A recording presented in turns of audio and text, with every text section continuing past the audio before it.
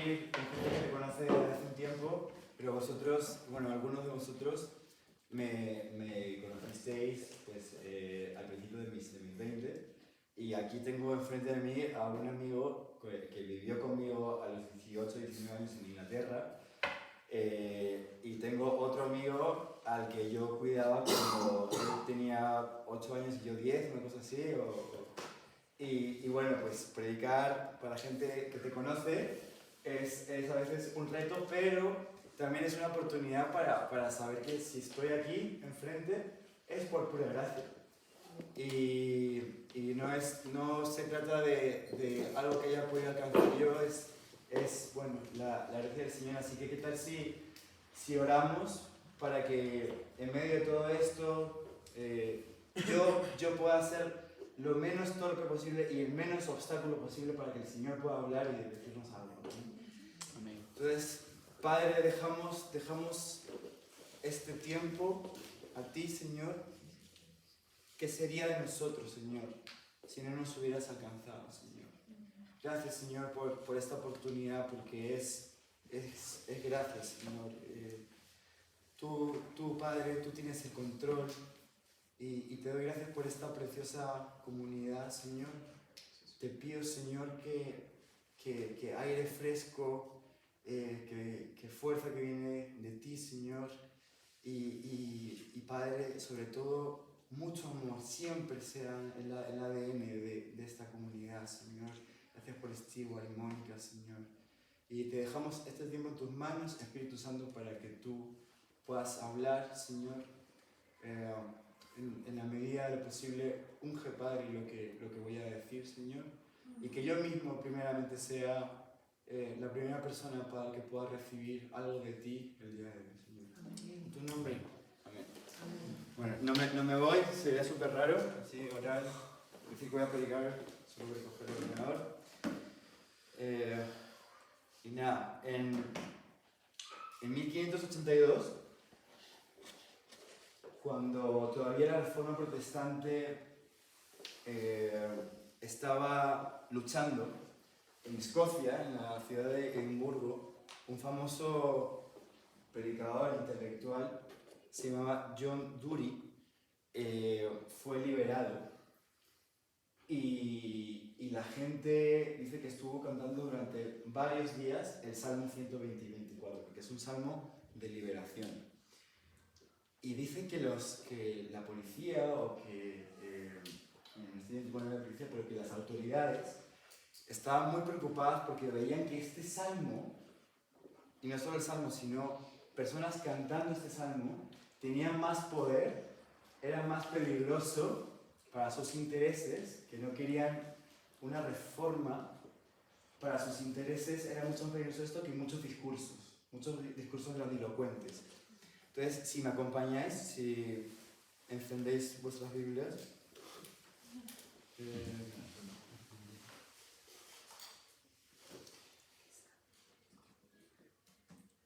yo la voy a leer en la Reina Valera 60. Soy así un poquito clásico, pero la versión que tengáis es Salmo 124, perdón.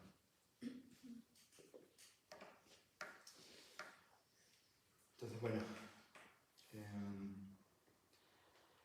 últimamente cada vez que leo me gusta decir antes en el nombre del Padre, del Hijo y del Espíritu Santo, porque creo que de esa manera podemos abordar la Escritura de una manera algo más apartada. Entonces, ¿qué tal si lo decimos juntos y luego procedo a leer yo? ¿Vale? En el nombre del Padre, del Hijo y del Espíritu Santo. A no haber estado Jehová por nosotros, diga ahora Israel, a no haber estado Jehová por nosotros, cuando se levantaron contra nosotros los hombres, vivos nos habrían tragado entonces, cuando se encendió su furor contra nosotros. Entonces nos habrían inundado las aguas, sobre nuestra alma hubiera pasado el torrente, hubieran entonces pasado sobre nuestra alma las aguas impetuosas. Bendito Jehová, que no nos dio por presa a los dientes de ellos. Nuestra alma escapó cual ave del lazo de los cazadores. Se rompió el lazo y escapamos nosotros. Nuestro socorro está en el nombre de Jehová, que hizo el cielo y la tierra. Y me gustaría que nos tomáramos un minuto contemporizador, ¿vale?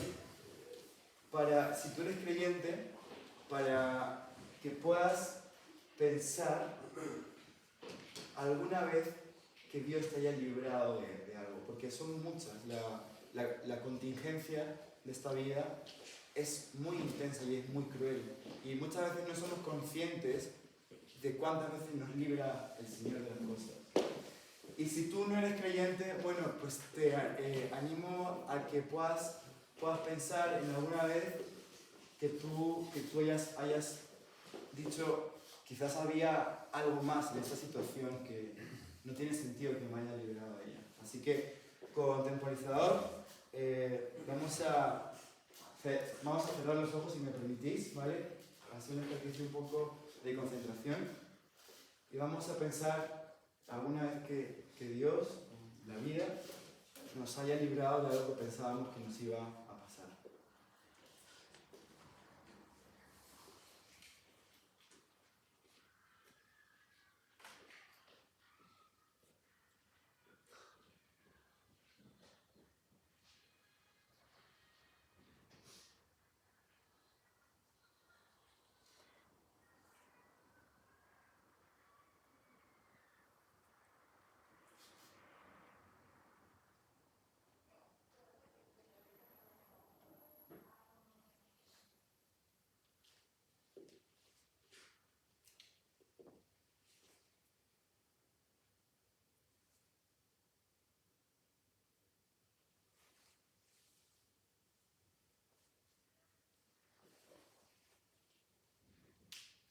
Muy bien, vamos abriendo los ojos. ¿Alguien ha podido localizar alguna vez que diga, el Señor me libró aquí? ¿No? ¿Nadie? ¿Alguien por ahí? Este concepto de la contingencia, aquello que puede ser o puede no ser, muy presente desde el principio de la filosofía clásica platónica hasta el día de hoy, persigue al ser humano. Y en el minuto a minuto sufrimos todos de un trastorno, dejadme ponerlo así, que se llama la inconsciencia. No somos del todo conscientes. Dice la Biblia que si pudiéramos ver todo lo que ocurre en el mundo espiritual, probablemente nuestro abordaje de la vida sería otro. Teresa de Calcuta dijo, si pudiéramos ver lo que ocurre cuando oramos, probablemente no dejaríamos nunca de orar. Y creo que este ejercicio de conciencia, de saber cuántas veces Dios interviene e intervendrá, es algo que nos acerca a Cristo. Entonces voy a desarrollar este sermón en 3 puntos. El primero abarca los versículos 1 y 2 y quiero hablar de la ayuda de Dios cuando se está bajo la amenaza de los hombres. También podríamos decir bajo la amenaza de la contingencia, de todos los peligros que pueden o no pueden ocurrir, de la casuística. Pues ahora hay mucha gente que dice, no, yo no creo en las casualidades, sino en las causalidades, ¿no? Bueno, no sabemos bien, pero en esta contingencia de tantos peligros que nos acechan, la verdad es que lo que vemos se podría decir que es un 1% y lo que no vemos es un 99%.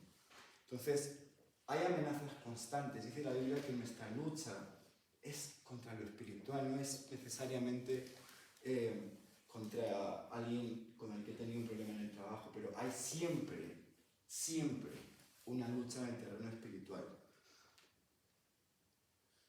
Entonces, el primer punto que voy a desarrollar habla de cuando estamos no en ese terreno espiritual que, como os digo, es constante, sino cuando estamos amenazados directamente, físicamente, por personas que existen. Luego, el segundo punto lo he titulado El desastre que podría haber ocurrido, que es un poco lo que he querido reflexionar al principio. ¿Cuántos desastres podrían haber ocurrido y no somos conscientes? Finalmente, los versículos 6 y 7 nos hablan de la alabanza que le damos a Dios al ser conscientes de lo que nos ha ayudado. Y finalmente quiero tratar qué tiene que ver la cruz de Cristo en todo esto. ¿Qué tiene que ver la cruz de Cristo en todo esto? Entonces, bueno, los versículos 1 y 2, ¿no? A no haber estado Jehová por nosotros, digo ahora Israel, y lo repite, a no haber estado Jehová por nosotros cuando se levantaron contra nosotros los hombres. Entonces, esta repetición, dice Spurgeon, para muchos el más grande predicador, de hecho le llamaron el príncipe de los predicadores, del siglo XIX en Inglaterra, dice Spurgeon, que cita a Lutero en su libro, y lo parafrasea de esta manera. Dice, esta repetición no es en vano. ¿Vale? O sea, cuando el salmista dice, al no haber estado Jehová por nosotros, y lo vuelve a decir, al no haber estado Jehová por nosotros. No es en vano, porque mientras estamos en peligro, nuestro miedo no tiene medida. Pero una vez que ha pasado, imaginamos que ha sido menos de lo que realmente fue. No sé si a mí yo que hasta el año pasado tuve el síndrome de Peter Pan, estaba en la universidad hasta los 28 años, pero bueno, ahí seguía, ahí seguía más, no me rendía. Pues me pasaba que antes de los exámenes, de los trabajos, tenía unos episodios complicados, de muchísimo estrés y tal, y una vez que se acababa el examen, salías y ya no me acordaba más de todo ese estrés que había pasado. Entonces, eso es un ejemplo, bueno, pues así muy práctico, pero lo que ocurre es que en nuestra vida espiritual nos pasa lo mismo. Pasamos por valles de sombra y de muerte, los pasamos, el Señor nos libra, porque es el Señor el que nos libra, y una vez que los pasamos, nos olvidamos, y a por otra cosa más. Entonces, dice Lutero, citado en Spurgeon, que esto que nos pasa, incluso nos pasa de una manera inconsciente, pero es un engaño de Satanás. Y lo que hace esto es que disminuye o oscurece la gracia de Dios. O sea, si yo no soy consciente de lo que ha hecho Dios en mí, de lo que me ha librado Dios, caigo en la inconsciencia y eso hace reducir, para mí, se reduce la gracia de Dios. No es que la gracia de Dios se reduzca, sino que mi entendimiento de la gracia de Dios se reduce. Y en ese sentido hago vana la gracia de Dios. Entonces, lo voy a repetir muchas veces durante el mensaje, tengamos cuidado con la inconsciencia que está al acecho. Dice luego, digo ahora Israel. David o la persona que escribió esto dice, digo ahora Israel, o sea, Israel, prestarme atención. Hoy podríamos decir, embajadores, vamos a prestar atención a Dios, a lo que nos quiera decir Dios.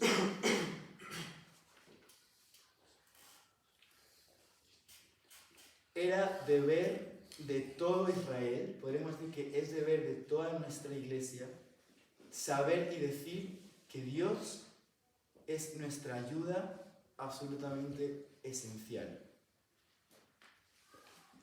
Y hay siempre esta dicotomía, ¿no? Esta tensión en los cristianos de pensar que quizás en verdad me salvé yo.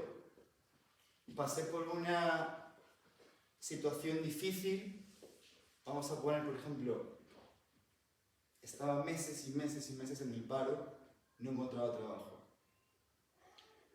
Y pues me harté a echar currículums, a pedir, a incluso humillarme un poco y a algún amigo decirle, mira, estoy mal, ¿conoces a alguien que me pueda dar trabajo?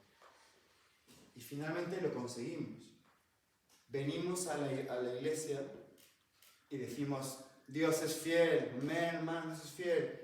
Él ha sido bueno conmigo, y lo decimos y quedamos bien. Pero desde el fondo, estamos en el coche y decimos, la verdad es que yo me lo curré impresionantemente. O sea, la verdad, bueno, sí, será que Dios es bueno, pero, a ver, pues fui yo.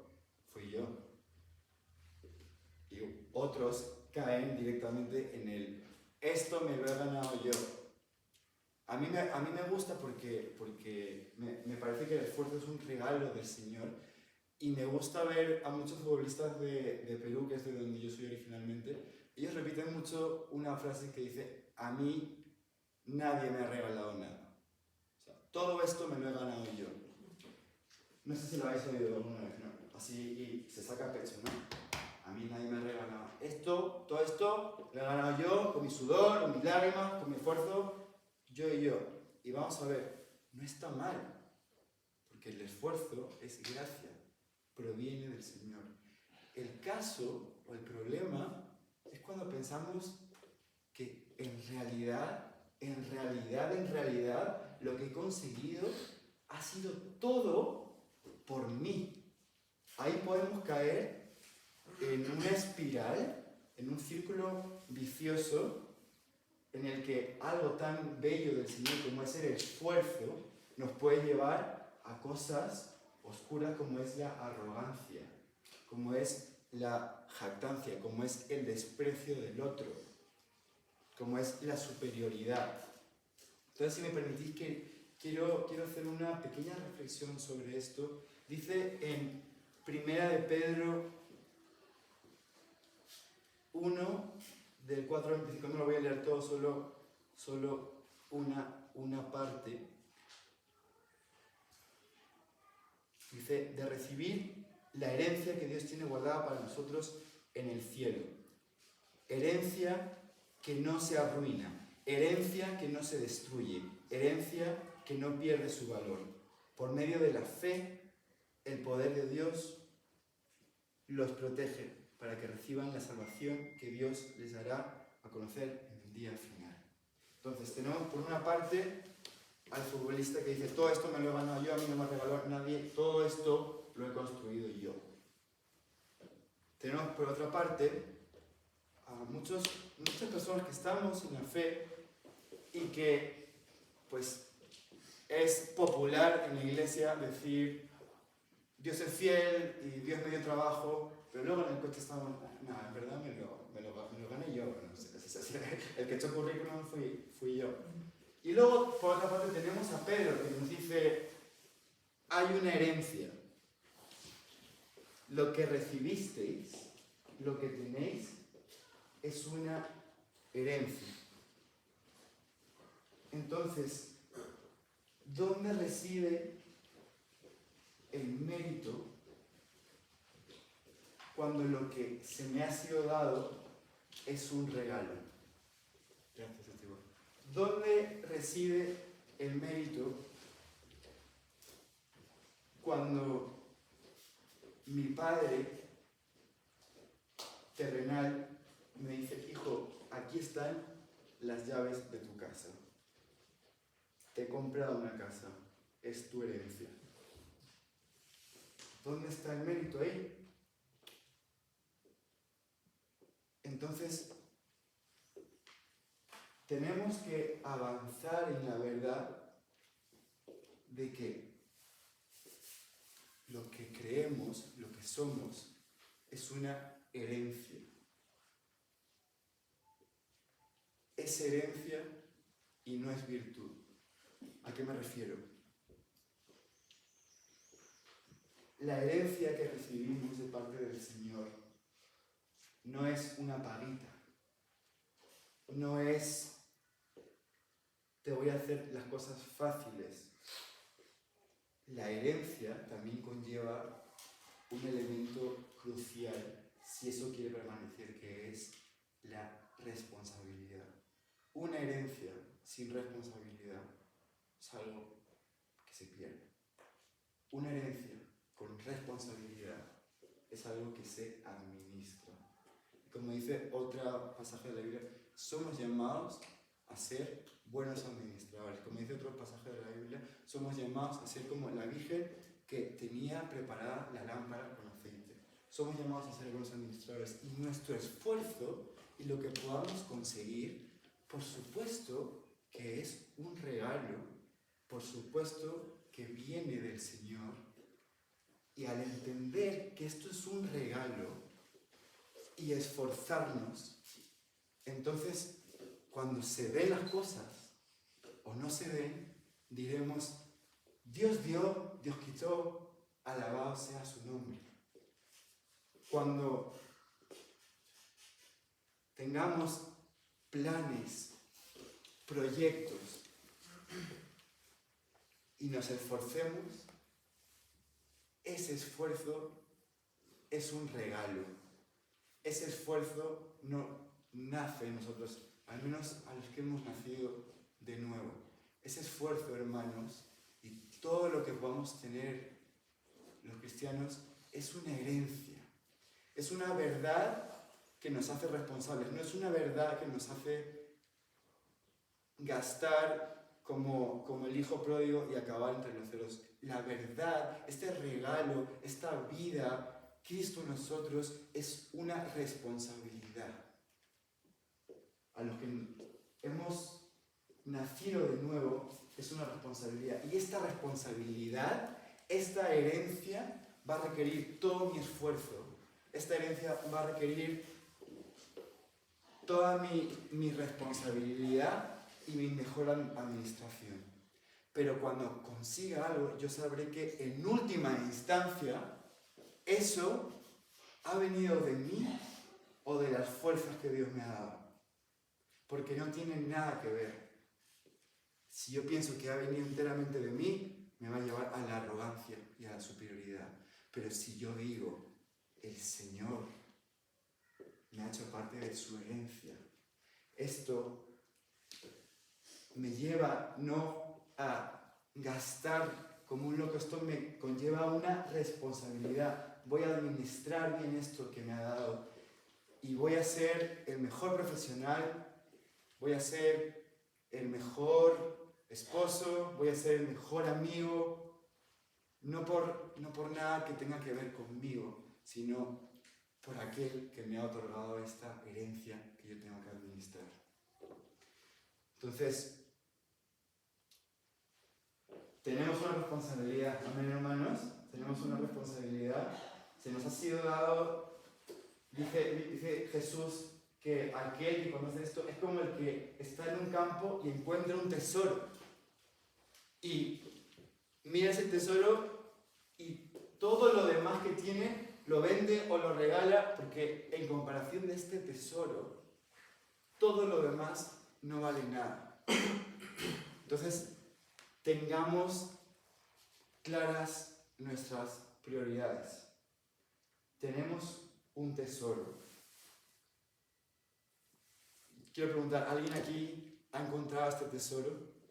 La persona que encuentra este tesoro, dice Pablo en la carta apostólica, todo lo demás me es estimado como pérdida, como dice incluso basura. Y no quiere decir que todo lo que tiene que ver con la iglesia está bien y todo. No, para nada. Quiere decir que el que ha encontrado este tesoro adquiere una responsabilidad que le lleva a ser mejor persona, mejor profesional, mejor esposo, mejor amigo. Pero es una herencia y por eso es que la gloria es siempre para Dios. Todo proviene de su gloria y todo vuelve a su gloria. Entonces, cuando se levantaron contra nosotros los hombres, dice el versículo, Ah, se dice que esto hablaba de cuando los filisteos los estaban acechando, y dice Boyce, un también famoso predicador, dice: es fácil ver cómo un salmo que alaba la protección de Dios desde los primeros días de la historia nacional de Israel podría incorporarse a las canciones que cantaban los peregrinos en su camino a Jerusalén, que David había convertido en su capital. Hermanos, es posible que este salmo, al ser cantado cuando peregrinaban los judíos hacia Jerusalén, en Pascuas, en diferentes fiestas, es probable que este salmo fuera una especie de himno. No solamente himno, como el que podemos cantar aquí en la iglesia, sino una especie de himno nacional. Y yo os quiero proponer, hermanos, que nuestro himno de nuestra vida sea: Señor, tú me has librado. Señor, cada día me libras del mal.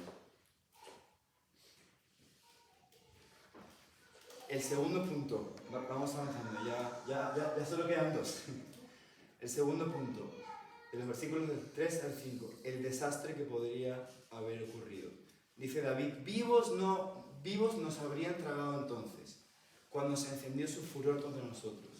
Entonces nos habrían inundado las aguas, sobre nuestra alma hubiera pasado el torrente, hubiera entonces pasado sobre nuestra alma aguas impetuosas. Aquí ya David pasa de abordar todo como un conflicto territorial, militar, político, y aparece la primera palabra espiritual, vamos a decir. El primer sustantivo abstracto. Alma.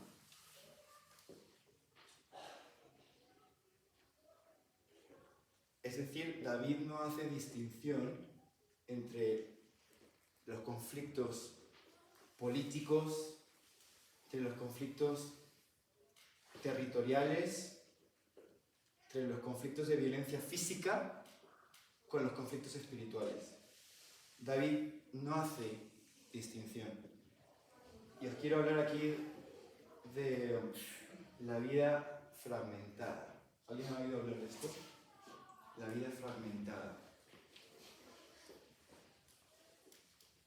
Los hijos de Dios, los que hemos nacido de nuevo, dice la Biblia, que hemos sido nacidos del Espíritu. De ese Espíritu que es el que cohesiona todo. Lo que los griegos llamaban el logos. Dice que los hijos de Dios hemos sido nacidos de ahí. Y para los que hemos sido nacidos de ahí, vemos a Dios en todo. Es por eso que aquí, como he dicho antes, dos o más reunidos, está el Señor aquí, ¿no? Y si yo me cojo a Álvaro y a Calín y nos tomamos una cerveza ahí y hablamos de la obra que está haciendo Dios en nosotros y cómo está avanzando, ahí está el Señor también. Y si la herencia que me ha sido entregada, yo digo, voy a ser un buen administrador y voy al trabajo y digo, por amor a Jesús, por amor a Él, voy a intentar ser mejor aquí. ¿Ahí está el Señor o no? Entonces, no podemos diferenciar nuestros problemas políticos, nuestros problemas del aquí y del ahora, los problemas territoriales, económicos, de nuestros problemas espirituales. Porque para los que hemos sido nacidos del Espíritu, vemos a Dios en todo. Y aquí hay que tener cuidado porque caemos a veces en la vida fragmentada y decimos: mi vida laboral, mi vida de la iglesia, mi vida de gimnasio, mi vida familiar. Ponemos la vida en compartimientos y esto ¿a qué nos puede llevar? A que yo soy un Juandi en mi vida laboral. Soy otro Juandi aquí con vosotros. Soy otro Juandi con mi familia, con mi esposa. Soy otro Juandi con mis amigos. Y hermanos, el espíritu que todo lo une, que dice en la Biblia, que somos el cuerpo, nosotros. El cuerpo no se puede dividir. Perdón por el ejemplo un poco hardcore, ¿vale? Si yo cortara mi mano, ¿vale? Si yo cortara mi mano y la pusiera en ese sofá, eso es mi cuerpo. Eso ya no sé, eso es una mano, ¿no? Entonces, el cuerpo somos uno. Aquí estoy hablando de la iglesia. Nosotros somos uno.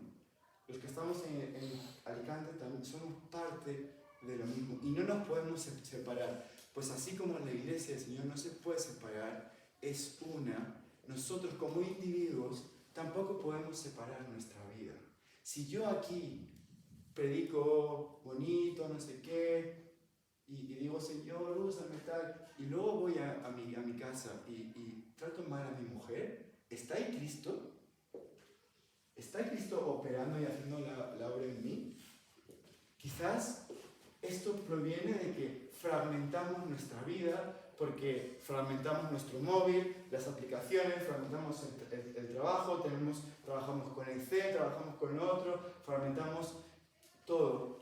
Pero los cristianos, hermanos, estamos llamados a ver a Dios en todo, a que nuestra herencia se impregne, que toda nuestra vida se impregne de la herencia que Dios nos ha dado.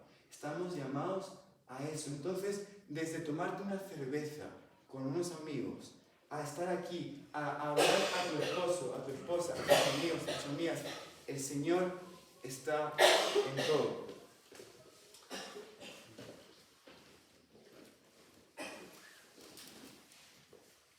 Finalmente,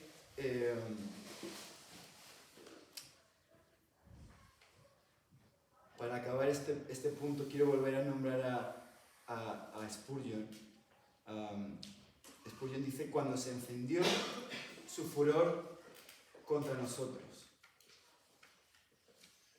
Porque aquí, aunque he hecho estos paréntesis, aquí recordamos que David está hablando de personas físicas que han atentado contra el pueblo escogido, contra Israel. Y dice, cuando se encendió su furor contra nosotros, la ira nunca es más ardiente. Perdón, repito. La ira nunca es más ardiente que cuando el pueblo de Dios es el objeto de gente con fines malévolos. Las chispas se convierten en llamas y el horno se calienta 7 veces más cuando los elegidos de Dios deben de ser arrojados al fuego. Y pues me es imposible separar lo que David hablaba de estamos siendo atacados, aquellos que le pertenecemos a Dios. Me es imposible dividir eso de lo que estamos viviendo actualmente. Actualmente mueren más cristianos que en el siglo I, cuando leemos las persecuciones y las matanzas horribles en el circo de Nerón, en el circo romano. Además, actualmente al día mueren más personas por su fe que en esa época. Y nosotros todavía, gracias a Dios, porque tenemos libertad y ojalá lo tengamos siempre, estamos en cierto modo, dentro de lo que cabe, agradecidos con este país, con el Estado que nos permite reunirnos, pero al leer a David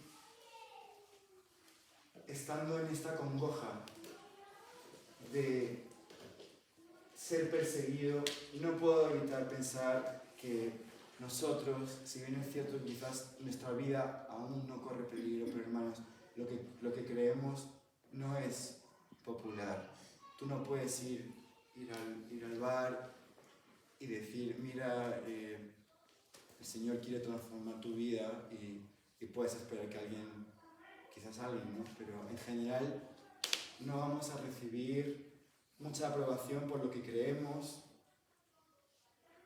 por lo que pensamos, y yendo un poco más allá por Jesús que habita en nosotros y Él se expresa en nosotros.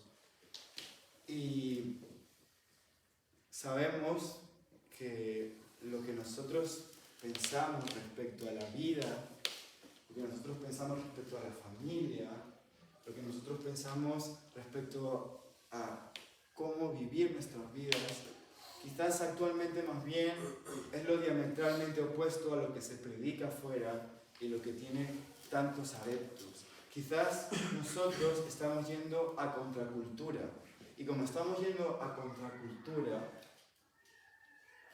nos identificamos más que nunca cuando David, o el autor del Salmo, dice: tú nos libraste de estos hombres y tú nos libras y nos librarás que nos acechan.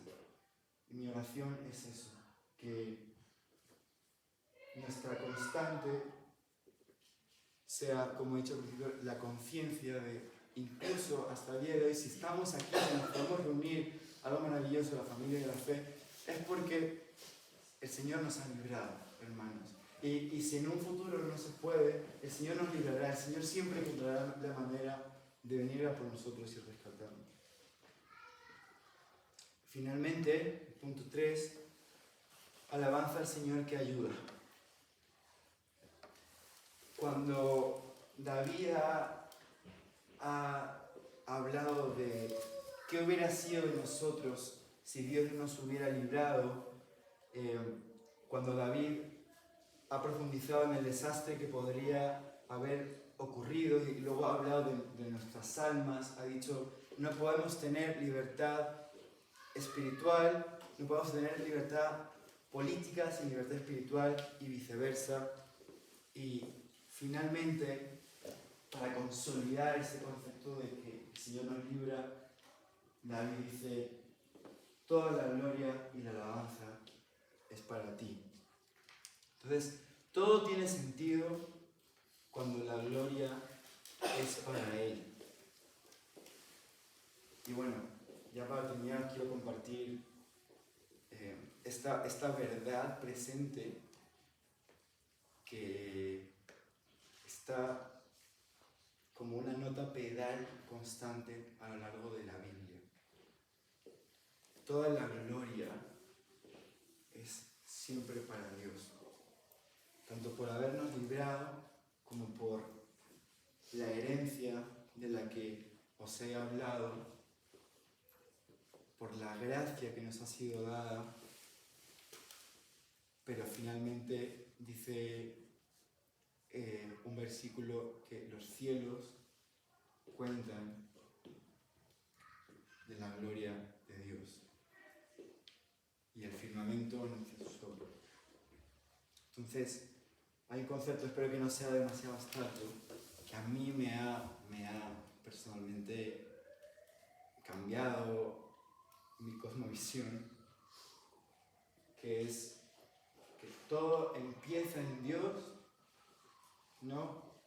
¿Qué dijo Jesús? Yo soy el alfa y el omega. Todo empieza en Dios y todo acaba en Dios. Dijo Pablo en Colosenses 1:16, dice lo siguiente, atención, porque hay veces que nos suenan versículos, pero no significa que los hayamos entendido del todo, que se nos hayan sido revelados del todo. Colosenses 1:16 dice: porque en Él, en Cristo, fueron creadas todas las cosas. O sea, los cielos y la tierra, el universo. Todo fue creado en Cristo.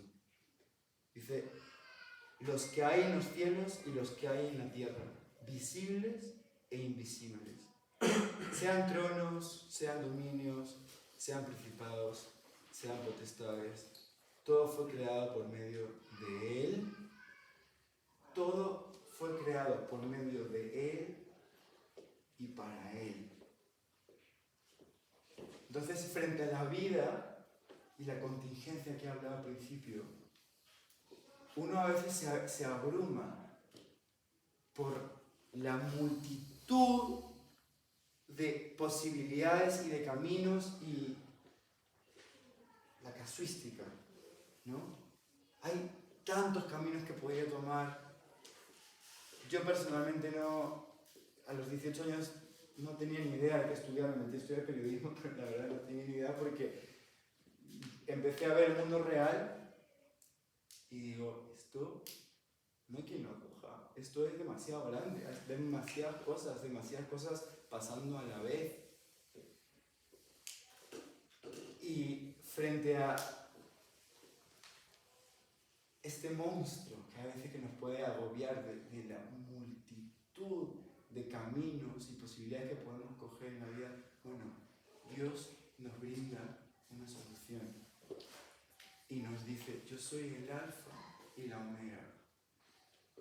Todo empieza en mí y todo acaba en mí.